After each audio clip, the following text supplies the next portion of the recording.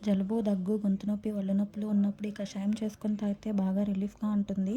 ఒక గిన్నెలో వాటర్ తీసుకొని, ఆ వాటర్‌లో మిరియాలు, లవంగాలు, అల్లం ముక్క, తులసాకులు వేసి బాగా మరిగించాలి. మనం తీసుకున్న వాటరు హాఫ్ క్వాంటిటీ అయ్యేంత వరకు మరిగించాలి. అలా మరిగించిన వాటర్‌ని వేడిగా మార్నింగ్ అండ్ ఈవినింగ్ తీసుకుంటే జలుబు, దగ్గు, గొంతు నొప్పి ఇలాంటివి రిలీఫ్ ఇస్తుంది. ఇది రోజు తాగినా కూడా మంచిదే. మంచి డీటాక్స్ లాగా పనిచేస్తుంది. తప్పకుండా ట్రై చేయండి.